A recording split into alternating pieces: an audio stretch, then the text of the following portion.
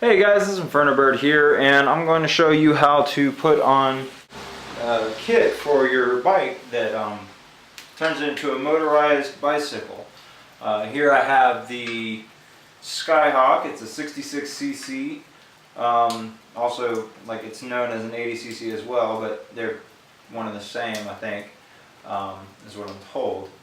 Anyway, I'm going to show you how to put this guy on your Schwinn Beach Cruiser, and it's all pretty much the same. All the kits usually come with about the same parts, and as long as your bike has enough space in it to mount everything, like, you know, you need a pretty good amount of space in there for it to go in there. But anyway, we're gonna get started here, and first things first. I already had a kit mounted before with the sprocket and everything, so let me show you. So I already have a sprocket on here, and that's probably just going to stay on there because it's just easier to keep it on there than it is to take it off and put another one on there. So that's going to stay on there, and how to put that on is fairly easy. All you got to do is line up the brackets on the back with the sprocket and just sandwich the spokes with the fabric gaskets, and just thread the bolts through and tighten them up and with a torque wrench, and it goes back on fairly easy.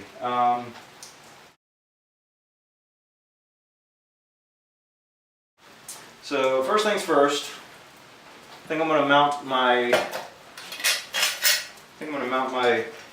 gas tank first. So take all these nuts, and I actually need to put the fuel filter in right now.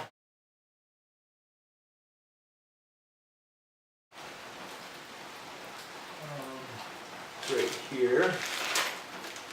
The bag. Like I said, pretty much all these kits are fairly universal. They're fairly much the same. But the fuel filter's up here, the line goes down here. And you just pop that in there and screw it on.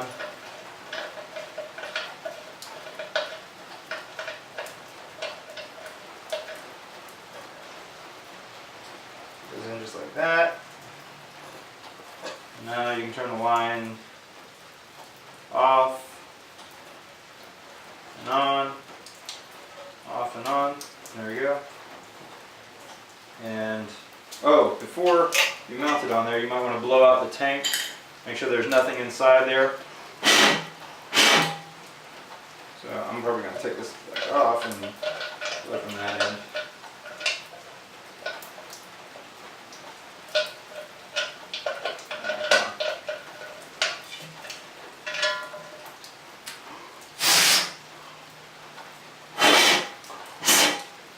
Go. Make sure all that's cleaned out. Good. I wonder if there's a gasket that goes in here. I feel like there should be. Yep, there it is. Okay. So, as you can hear, it's raining outside, so even if I get this thing put all together, I'm not going to be able to go for a ride until probably tomorrow, if it's not raining tomorrow. It's wet outside. It's a little... Not only is it a little dangerous, but it can get a little yucky. I don't have any fenders on my back tire, and that water will just sling up right from the streets right onto my back. So I'm actually thinking about closing the garage door. It'll start coming down pretty hard here, pretty quick. So anyway, put that gasket on there, put that on there, and then it can go here, like so, and how far ever you want it. I usually do it more to the front, because the narrower it is, like further back, the further your knee has to miss the thing. So whenever you're pedaling, you know, you don't really hit it too much. So put there. Put that bracket first.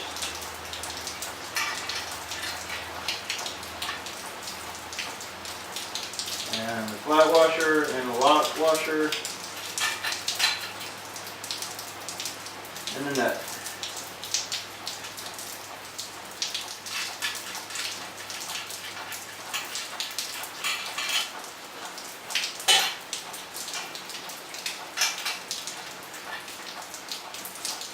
Same on the other side. So flat washer, lock washer, then nut.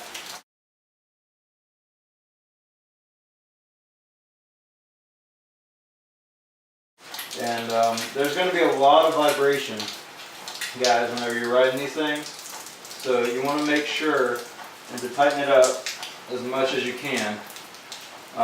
It's probably going to nick your paint job a little bit, but it'll be worth it in the end. Just trust me on that one.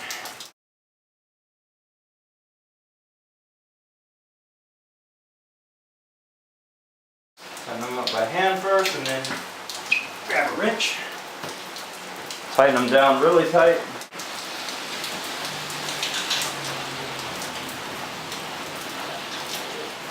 So this one's a 10mm wrench. And the build time on these things varies based on the tools you have. So, you know, give yourself, like if you got basic tools like I do, give yourself a couple days at least to put one of these together before you start riding it. And even then, the break-in period is going to be a lot longer. You're probably going to have a break-in period of maybe 400 or 500 miles before like it is going to be consistent. It starts consistently, runs consistently, and then you can start using a leaner mix. But these things do use a mixed gas. It is a 2-stroke, so consider that. I just realized there's going to be a problem. Maybe.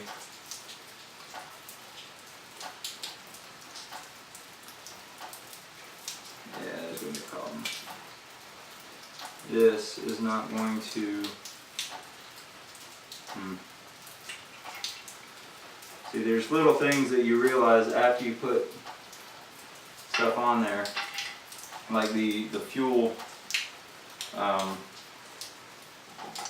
The fuel line is going to be interfering with the frame because it's not screwed all the way around. So you might have to like add like a little spacer washer or something on there so it can do that. So I'm going to have to take it back off and adjust that.